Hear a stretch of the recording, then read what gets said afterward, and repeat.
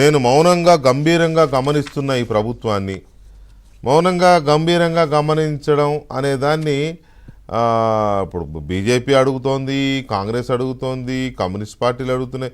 నువ్వు అసెంబ్లీకి రా స్వామి అని అడుగుతున్నారు వాళ్ళు. నేను అసెంబ్లీకి రాను, ఫామ్ హౌస్లో కూర్చొని మౌనంగా గంభీరంగా గమనిస్తున్నా అనేది ఆయనే చెప్తున్నారు ఇవాళ. ఇప్పుడు దీని మీద అయితే మాట్లాడతారు కదా ఎవరైనా, దీనికి మీరేమంటారు? ముందు మీరు అడిగిన దానికి సమాధానం చెప్పకుండా ముందు ఇంకొక పాయింట్ ముందు చెప్పి నేను చెప్తాను సార్. రెండో అంశం ఏంటంటే వారు కార్యకర్తలను ఉత్సాహపరచడం ఒక పాయింట్ అయితే, వాళ్ళ పార్టీలో అంతర్గతంగా కుమ్ములాటలు, గ్రూప్ రాజకీయాలు బయటకు అప్పుడప్పుడు కనపడుతున్నాయి.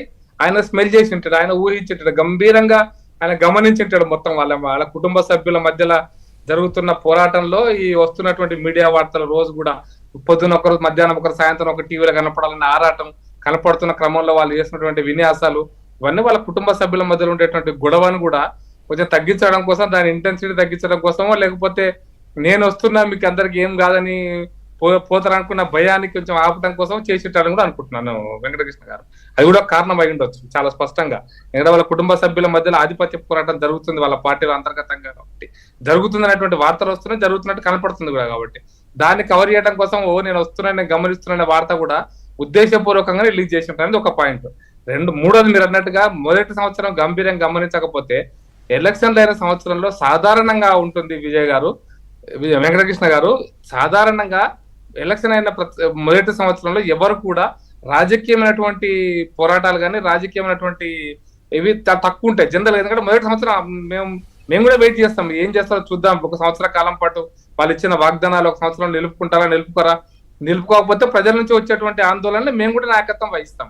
కాబట్టి మొదటి సంవత్సరం ఆయన గంభీరంగా ఉంటుంది, రాజకీయ వ్యవస్థ అంతా గంభీరంగా ఉంటుంది, ఏ పార్టీ అయినా గంభీరంగా ఉంటుంది. మేము అధికారం లేదు కదా. ఇప్పుడు ఆయన అంటున్నారు నేను గంభీరంగా చూస్తున్నాను ఆయన అంటున్నారు, కానీ బీఆర్ఎస్ గంభీరంగా లేదు, రోజు రోడ్ల మీదనే ఉంటున్నారు కదా. నేను మళ్ళీ వెంకటకృష్ణ కరెక్ట్ చేసిన పాయింట్ మీకు అదే, రోడ్ల మీద ఉంటున్నది ముగ్గురు. ఆ ముగ్గురు యొక్క ఆధిపత్య పోరాటంలో ఈ రోజు కేసీఆర్ గారి గంభీరమైనటువంటి స్టేట్మెంట్, ఇది రెండు కనెక్ట్ చేసుకోండి.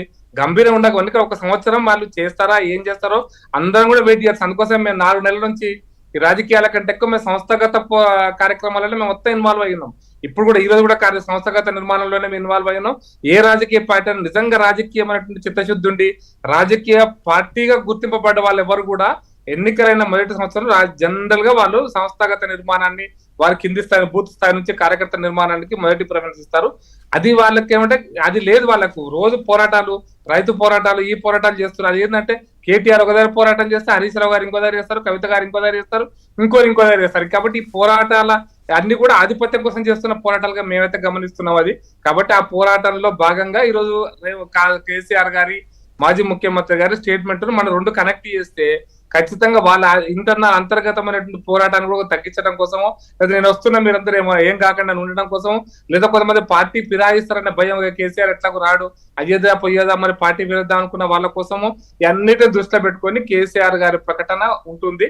వారు అసెంబ్లీకి వస్తారా రారా అనేటువంటి నిజాం మాట్లాడితే ప్రతిపక్ష నాయకుడిగా వారు ప్రతిపక్ష నాయకత్వం తీసుకొని ఉన్నారు. వారు తీసుకోకుండా అది వేరే విషయం. అసెంబ్లీకి రావాలి, ప్రజల సమస్యలు మాట్లాడాలి, అసెంబ్లీ ప్రతిపక్షం ఉండడం కోసం వాళ్ళు గజ్వేల్ ప్రజలు ఓటేచ్చారు. అది కూడా రాకపోతే గజ్వేల్ కూడా ప్రజలు ఓటేయారు రేపు పొద్దున, అది వారి ఇష్టం. అది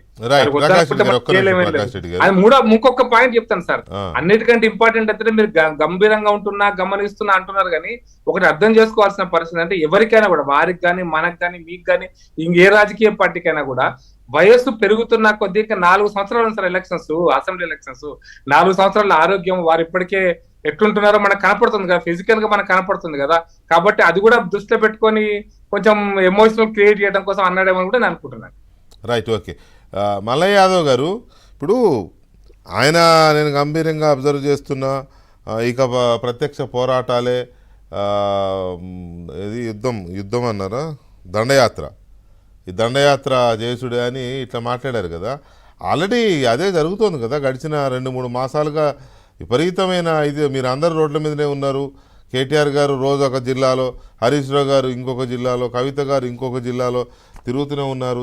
దీక్షలు, ధర్నాలు, లేకపోతే సమావేశాలు, ఇవన్నీ జరుగుతూనే ఉన్నాయి కదా. ఎక్కడ ఖాళీకి ఎక్కడున్నారు, ప్రత్యక్ష పోరాటాలు జరుగుతూనే ఉన్నాయి, పోలీసులు అరెస్టు చేస్తూనే